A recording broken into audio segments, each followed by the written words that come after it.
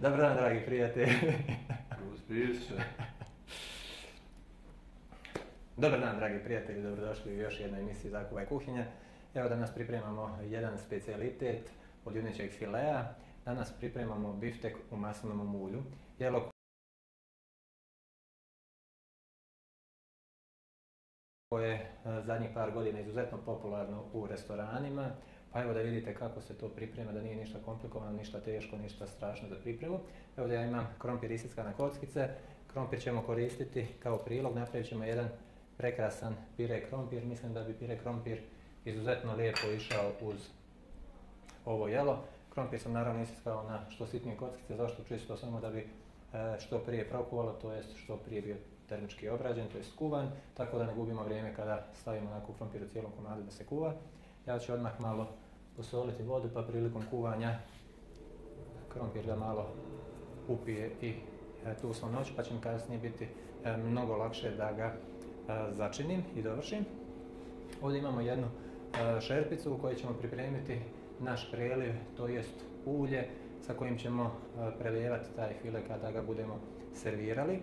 Za pripremu ovog ulja, to jest preliva, potrebno nam je 2,5 decilitra maslinovog ulja.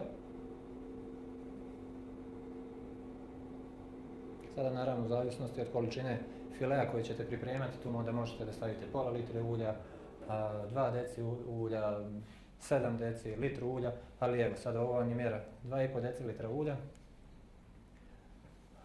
pola decilitra soja sosa,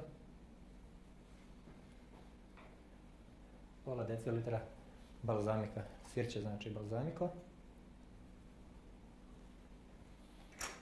Sada, bilo bi poželjno da imamo limetu, međutim ja nisam uspio naći limetu ovdje kod nas, pa ćemo koristiti zestu od limuna.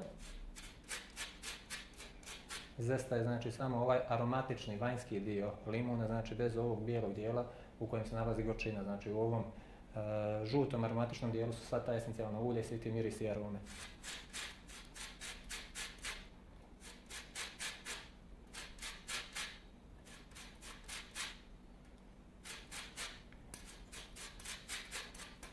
Naravno, koliko nemate domaći limun, onda ovaj limun stavite u vodu sa sodom da postoji sat vremena, dobro ga operete, oribate, jer ne znamo da li je limun možda nekako tretiran, pa da ga na taj način malo očistimo.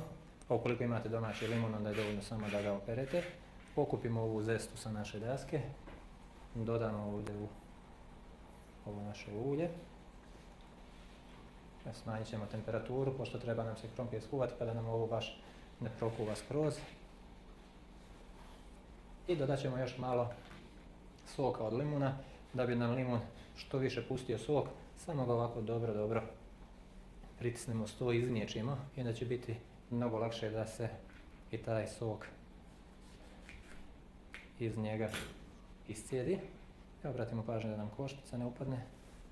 I znači, treba nam bukvalno par kapi limunovog soka. Odlično.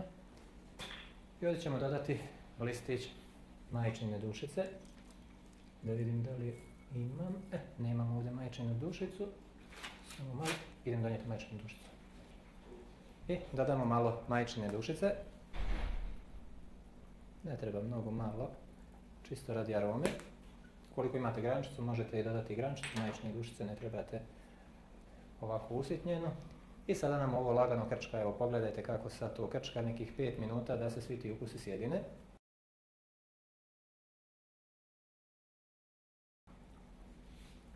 Krompir nam je skoro pri kraju i da uzmemo naš file. I ovdje imam file koji je već nekih 5 dana u pajcu i taman će sada biti odličan za ovo jelo. Izvadit ćemo ga. Evo ga je. Prekrasno parče bifteka. Odsjedimo od ulja. Stavimo ovdje. A ovo ostatak što imamo, opet sve potopimo da nam bude kompletno sa svih strana potopljeno u ulje. Biftek smo izvadili, ostatak smo vratili u frižider. Sada neka odstoji par minuta ovdje ovako na sobnoj temperaturi da se malo prilagodi dok mi dovršimo ovaj naš pire krompir. Uzet ćemo francusku kašiku i uzet ćemo presu. Koliko nemate presu, nikakav problem nije, možete ga samo dobro izgnječiti. Ništa mu neće faliti na onaj starinski način, da li sa onom gnječelicom za krompir, da li ćete ga izmotiti sa mikserom, šta god se odlučite, nije problem. Evo ja imam ovu presu pa ću zato to da iskoristim. I sada samo pritisnemo. Prednost ove prese je što zaista jako dobro izgnječi taj krompir.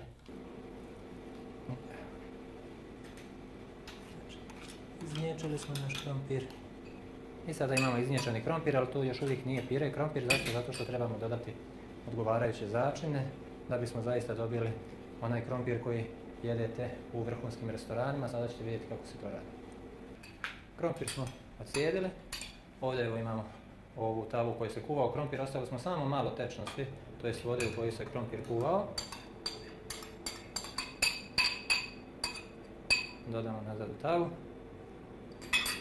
Dodamo malo maslaca, prilike pola supene kašike, da se to lagano sada nagreje na tijelo, da se to lagano topi, da se sve to sjedini. I caka jedna mala, radi još kvalitetnijeg mliječnog ukusa, ne dodajemo mlijeko nego malo vrhnja za kuhanje, otprilike 2 supene kašike na ovu količinu i to će dati onaj zaista bogat mliječni ukus u ovom našem pireu. I vidite, dodali smo, obično se dodaje mlijeko, to nije uopšte greška, to je dobro, ali radi još tog intenzivnijeg mliječnog ukusa mi smo umjesto mlijeka dodali vrhnje za kuhanje. Molim vas još jednom podvlačimo, obratite pažnju, nije isto krem za kuhanje i vrhnje za kuhanje. Krem za kuhanje se pravi od biljnih masnoća, dok se vrhnje za kuhanje pravi od mlijeka, od mliječnih masnoća. To je velika razlika, pa kada kupujete u prodavnici, kada vidite ono krem za kuhanje, da je 2-3 marke jeftinije od vrhnje za kuhanje, eto da znate u čemu je ta razlika i tako. Sada ćemo ovo malo posoliti.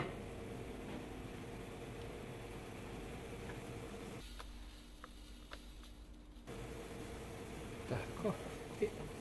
I naš pire je, vidite kako je lijepo, bez jedne grudvice, potpuno vazdušast, lijep i spreman za serviranje. I sada je došlo vrijeme da pripremimo naš biftek.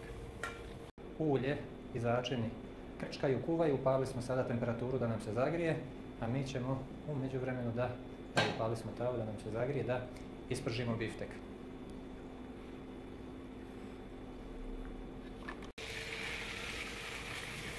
Tavu nismo pouljili, zašto? Zato što je biftek već obložen sa tankim slojem ulja. A vidite ovdje lijepo kako se naš sos od maslinovog ulja, soja sos, balzamiko, znači ovaj priliv koji ćemo koristiti za biftek. Ovdje se sada sjedinjuju svi ti ukusi i ovo sada možemo ugasiti pošto je izuzetno vrelo. Još minut, dva da u biftek ispržimo sa jedne strane, minut, dva sa druge strane i onda ćemo pristupiti serviranju.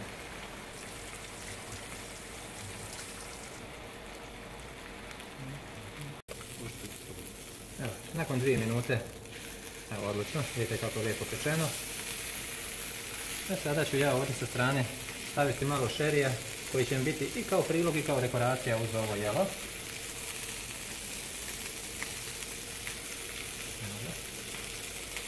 Evo ga, vidite, naš biftek je gotov. Stavit ćemo ga ovdje u posudu da odmori 3 do 5 minuta. Šta znači odmoriti 3 do 5 minuta? To znači da se sada svi oni sokovi koji su sada prilikom toplotne obrade krenuli da se ovako pokreću u ovom komadu mesa, ukoliko bismo mi odmah sad zasekli, sve bi to iscurilo, nego mi ostavimo da se oni ponovo vrate u sve te pore ovog mesa i onda ćemo kasnije isjeći i servirati naše jelo. Dok nam se biftek odmara, dodat ćemo sada mrvicu ulja na naš šeri da se on lakše i bolje isprži. I možemo isključiti grejno tijelo. Malo ga okrenemo. I malo ćemo ga posoliti.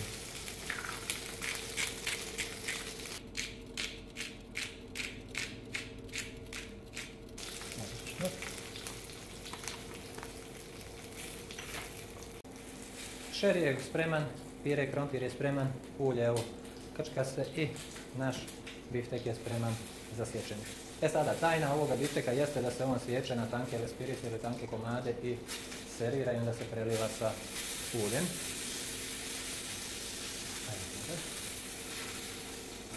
Gledamo da ga isječemo ovako u kosu sa strane. Evo pogledajte kako je to lijepo pečeno. Kao što možete vidjeti, on je English, da kažemo stručni naziv, to je krvav. Sada, na našim područjima 90% ljudi ne voli ovako da jede, ali to je upravo tajna ovog bifteka zato što ćemo ga preliti sa vrelim uljem i onda će ga to ulje još dodatno toplotno obraditi da bude baš onako kako treba, to je srednje pečen kako smo mi i navikli na ovim prostorima. I sada serviramo u jednu dublju posudu naš file. Pogledajte kako su ovo prekrasni komadi. I sada ovo sve prelivamo sa vrelim uljem. Izuzetno je bitno da sve promiješate, da podignete i ovu soju i balzamiku i sve ovako vrelo da prelivate.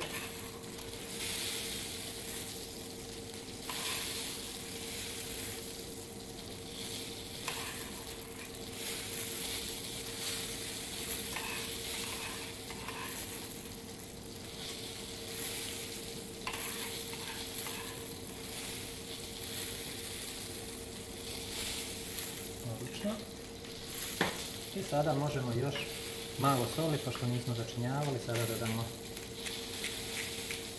malo soli po ovom našem bifteku. I evo ga, kada smo prelili sa vrelim uljem, nakon 2-3 minute biftek je već malo dovršen, dorađen. I sada, ovo se ovako inače poslužuje pred gostima, gosti sami sebi vade na tanjir sa prilogom, ali evo ja ću ovdje, spremio sam jedan tanjir da vidite kako ćemo to servirati u vrhunskom restoranu.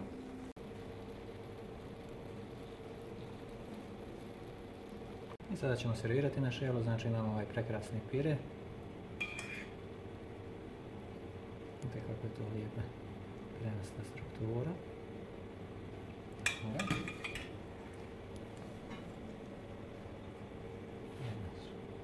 Lijepi šeri paradajz.